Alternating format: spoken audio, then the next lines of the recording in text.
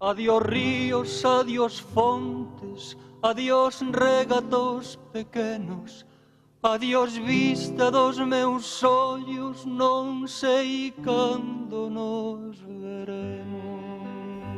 Caminos de ida y vuelta.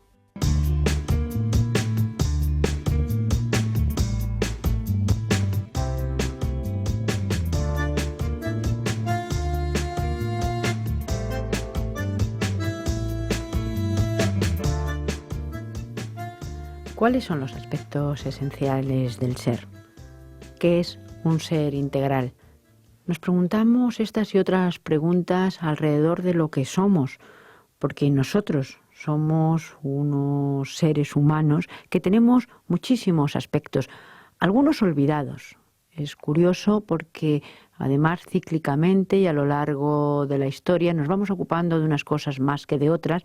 A veces perdemos el norte, hay grandísimos científicos que se han ocupado del espíritu, del más allá, se han ocupado de otras cosas que hoy nos pueden parecer irrisorias, pero estamos hablando de grandes hombres y mujeres.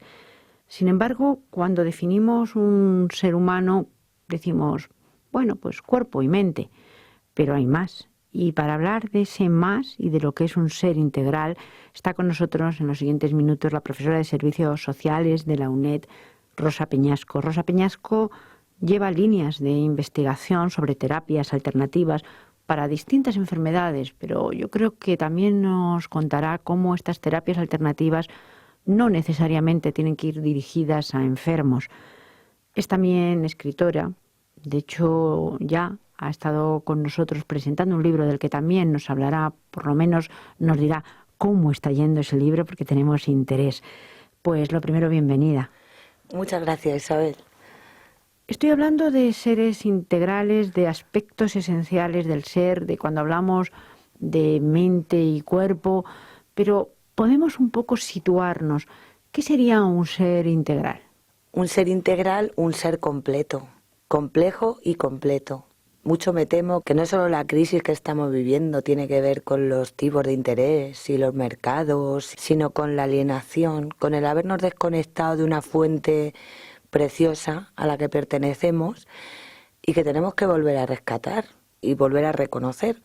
De hecho, la palabra recordar significa volver al corazón, no te digo más. Por lo tanto, podríamos definirnos como, evidentemente tenemos un cuerpo, y tenemos un cuerpo que hay que cuidar y que nos acompaña hasta el final y por eso es importante. El cuerpo es el avatar, si me permites que te interrumpa, ¿no? En este lenguaje cibernético ahora del siglo en el que estamos, ¿no? Nuestro avatar. El cuerpo es nuestro avatar. ¿Y nuestra mente qué sería? Yo no sé definirte la mente, pero mira, ni me atrevo, por supuesto, existiendo los profesionales, neurólogos, psiquiatras, psicólogos, no quiero meterme en terreno de nadie. Como profesora de servicios sociales, a través de una experiencia personal como cuidadora informal de una enferma de Alzheimer, pues empecé a investigar muchas cosas y claro, es cuando me di cuenta que los cuidadores estamos cosificados, ¿no? Parecemos pues los trituradores de purés, los conductores de las sillas de ruedas, los cambiadores de pañales. No se puede ser feliz cuando alguien está cosificado, pero tampoco puedes hacer feliz al enfermo si tú te sientes cosa. Fue a raíz de ahí que, claro, viviéndolo en mi propia piel, llegué a todo esto. Y lo hice a través del Alzheimer, pero lo voy a extrapolar, si me permites, como tú dices, a cualquier ser humano. Pensé, ¿qué aspectos tenemos para ser integrales o completos? Para ser un ser con mayúsculas, para llegar al ser. Pensaba, tienen que ser aspectos muy, muy, muy esenciales, muy básicos. Unos aspectos que pase lo que pase nunca cambien. Claro, es lógico que pensemos que la hipoteca es lo importante, que el sueldo es lo importante, el paro, el trabajo, etcétera, es lo importante. Todo eso es fundamental.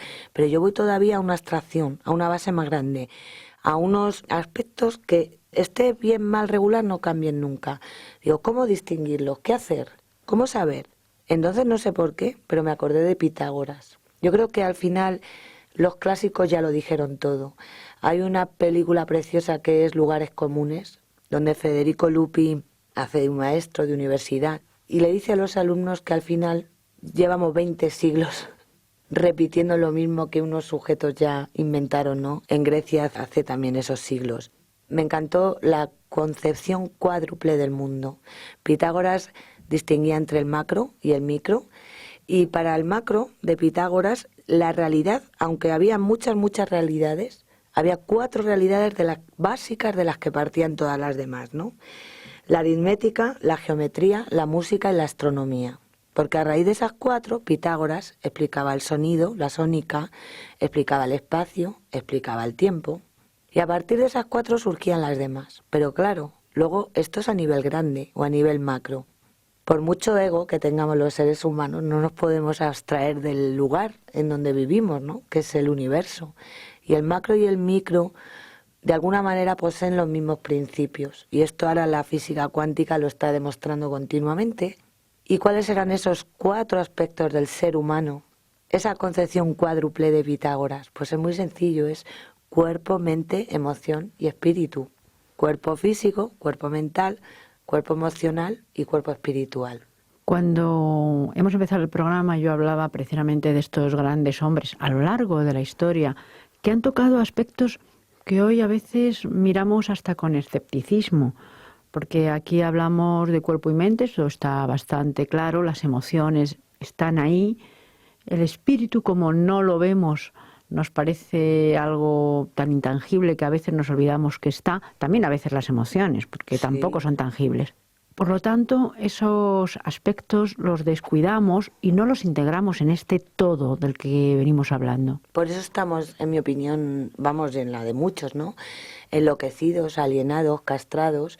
Ten en cuenta que la educación es un peso específico fundamental y ha sido mucho tiempo castrando el aspecto emocional del ser. No hay más que recordar lo de los hombres no lloran, reír es cosa de inmaduros, besar es cosa infantil, abrazar, o sea, cuántos parámetros tremendos que afortunadamente, o a lo mejor es una opinión personal, yo creo que esto se está derribando cada vez más con las nuevas generaciones. Y estamos en un programa que tiene un ámbito internacional. Distintas culturas nos pueden estar escuchando, pero esto que estamos diciendo es extrapolable a nuestro país, a España, a América Latina, a Norteamérica o Asia. Es decir, por supuesto, al ser humano. Es que tener un micrófono ahora, delante, como lo tenemos tú y yo, tener la oportunidad de hablar y no decir que es hora de integrar, es un suicidio, es un crimen. Tenemos que integrar. No vamos a avanzar nunca si estamos todo el rato. Un partido al otro, tú más, no has sido tú. El norte contra el sur, hombre contra mujer. Tenemos que integrar. Y el ser humano también parece que todo se mueve en secuencias de 3. No sé si nos hemos dado cuenta, ¿no? Cuando decía Hegel, primero ocurre un hecho, la tesis, luego te tienes que ir a lo contrario, la antítesis, para luego pasar el tiempo y coger la síntesis, ¿no? Bueno, pues yo creo que ya va siendo hora. Vamos a sembrar, a poner de nuestra parte, dejar de culparnos unos a otros. Profesora Peñasco, ¿dónde están las emociones y dónde está el espíritu? Está claro que sabemos cuál es nuestro cuerpo, lo podemos tocar, que la mente está ahí, el cerebro está ahí, muchas de estas cosas están también en nuestro cerebro, pero de una manera determinada, porque no somos capaces de tocar los sentimientos, ni por qué sentimos blanco o negro, o unos sienten de esta determinada manera o de esta otra. Es decir, nuestras reacciones a veces, nuestras emociones, no sabemos de dónde vienen ni son cuantificables. ¿Cómo podemos integrar todo eso si a veces entramos como en lo desconocido? O sea, decir esto ahora también reconozco que es más difícil, precisamente por la crisis que estamos viviendo. Podemos recordar la famosa pirámide de Maslow, ¿no? Cuando dice que un ser humano, cuando tiene que cubrir unas necesidades muy básicas, no puede estar pensando en necesidades elevadas. Tú no puedes pensar en una cosa espiritual cuando necesitas un abrigo urgente. Pero siempre estamos pensando en nuestro mundo alrededor. También nos miramos mucho el ombligo, en el sentido de que estamos hablando desde nuestra comodidad. Pero evidentemente hay culturas y hay una sociedad inmensa que no tiene estas comodidades y que sin embargo también integra todo esto de lo que estamos diciendo. Países enormes con gente que no vive como se vive en Occidente ni tiene la cantidad de cosas que tenemos. Yo creo que quizá todo, si es extrapolable, se puede hablar un poco para todos. Por supuesto, porque hablamos de seres humanos. De hecho, ¿hasta qué punto, cosa que aquí en Occidente, como tú dices, creemos que es progreso, no es un retroceso? Bueno, ese sería otro programa, ¿no? Porque tendríamos que hablar de medicamentos que son dañinos, de alimentos que en vez de nutrir nos hacen daño, de el no hablarnos los unos a los otros porque tenemos resquemor en vez de ayudarnos. O sea, es una alienación, una desconexión continua. ¿Cuántas tribus por ahí perdidas tienen una conexión directa con la espiritualidad? Nos darían grandes lecciones sobre esto, ¿no? Como no tienen objetos, los consideramos en un retroceso respecto a nosotros. ¿A qué nivel? A nivel físico, emocional, espiritual. Dentro de lo que son las terapias alternativas, en este caso hablamos de enfermos o de personas que tienen determinado tipo de enfermedades, como puede ser el Alzheimer, que se ha nombrado, pero también otras muchas que ahora me gustaría que nombráramos aquí. Estas terapias alternativas tienen en cuenta esta integración del ser, porque hasta qué punto, si no cuidas, si no curas las emociones y el espíritu, no se curará nunca el cuerpo. Está más que estudiado que igual que la Tierra la rodea un halo electromagnético, a las personas nos rodea también un halo electromagnético, esto que los esotéricos llaman aura. Pero en realidad ese halo electromagnético no es más que una atmósfera de densidad variable e influenciable por las emociones, los estados de ánimo, el cuerpo físico, el cuerpo psíquico. Existe una cámara, que es la cámara Kirlian, que de alguna manera dibuja o fotografía el aura y nos permite ver sus variaciones. Imagínate, te hacen una foto ahora y te hacen una foto dentro de una hora en mitad de un atasco. Te aseguro que no tienes el mismo halo electromagnético, porque tú has tenido un enfado, tú has tenido una emoción, por ejemplo, que ya está alterando ese halo. A su vez, ese halo tiene un efecto sobre tu cuerpo físico. En fin, negar ahora la relación entre lo físico, lo psíquico y lo emocional sí que sería un gran retroceso, ¿no? Lo que ocurre es que cuando has preguntado antes que dónde está la emoción, el lugar, ¿no? O dónde está el espíritu, es como si me preguntaras dónde está el ciberespacio. El ciberespacio está ahí, es de todos, y porque no encuentro un lugar en el mapa no voy a negar que exista. De hecho, estamos todos conectados gracias al ciberespacio, ¿no? Pues te diría lo mismo con las emociones y te diría lo mismo con el espíritu. Ahora yo creo que está más de moda que nunca el Principito. Lo esencial es invisible a los ojos y es lo que tenemos que buscar, Isabel, lo esencial. Buscando lo esencial se producen estas terapias de ayuda, en este caso a los enfermos, pero que evidentemente enfermos de cuerpo o también enfermos de mente o simplemente carentes. Y como todos somos carentes, todos necesitaríamos estas terapias alternativas. ¿En qué consisten? Vamos a ver, otro problema que tenemos, porque como estamos llenos de prejuicios, y ya decía Einstein, ¿no?, que es más difícil desintegrar un átomo que un prejuicio. Vamos a ver si lo desintegramos unos cuantos o ayudamos a desintegrar unos cuantos. La palabra alternativa en un seno, digamos, clásico como la universidad, por ejemplo, o en otras instituciones ancestrales, parece que está mal vista. Se asocia a no científico, a marginal, a estrafalario, si me apuras, ¿no?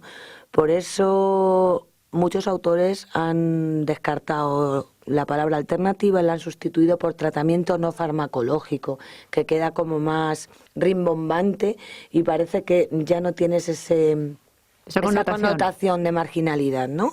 Pero claro, vamos a ver cómo funciona nuestra medicina común. La medicina común, nosotros vamos como si cogiéramos el número de un supermercado. Su turno, te recetan y ya está. Es así.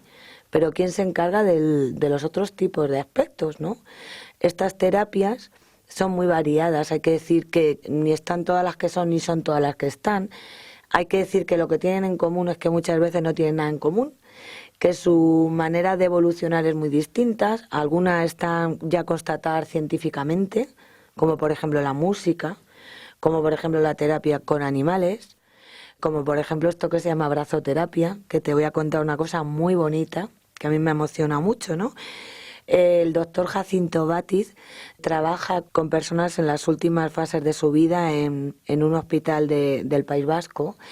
Escribió un artículo que se llama Caricias que curan. Me emocionó mucho porque él trabaja con personas que la mitad de las veces ya no pueden hablar, están, ya te digo, en las fases finales. Y él dijo algo con lo que estoy totalmente de acuerdo. Fíjate, las personas podemos tener un corazón biológico muy enfermo, muy gastado, muy viejo o muy denostado ya. Pero en cambio podemos tener un corazón emocional muy joven.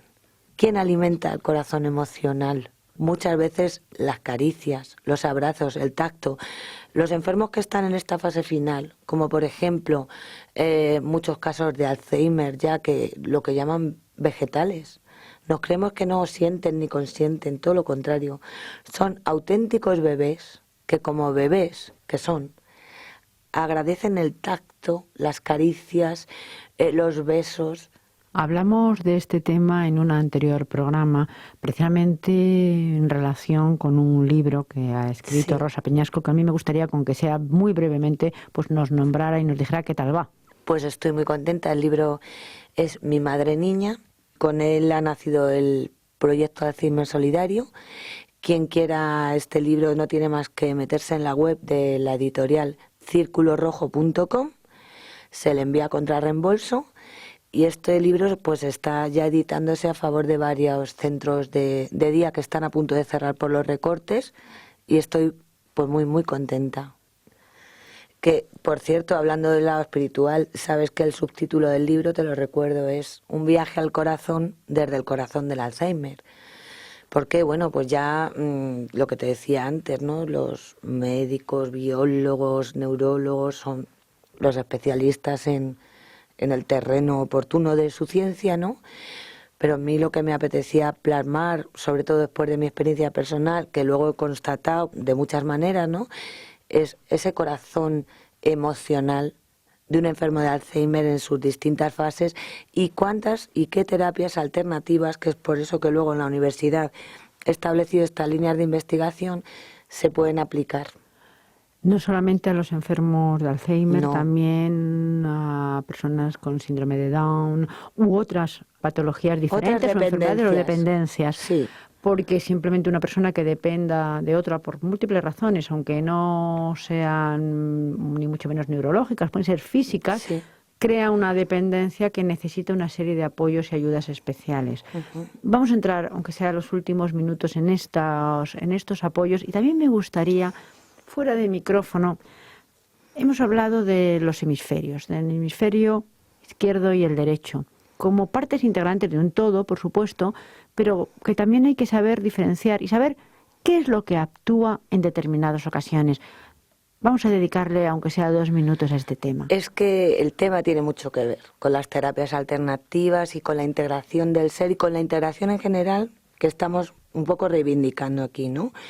Porque por esa alienación del ser humano, durante siglos hemos estado tiranizados por el hemisferio izquierdo. Bueno, acuérdate de Descartes, acuérdate de Kant, con la razón pura, en fin, lo racional, por favor, había que ser muy racional. Entonces todo esto era puro hemisferio izquierdo. Las personas inteligentes eran las que tenían la habilidad lingüística, la matemática, la lógica.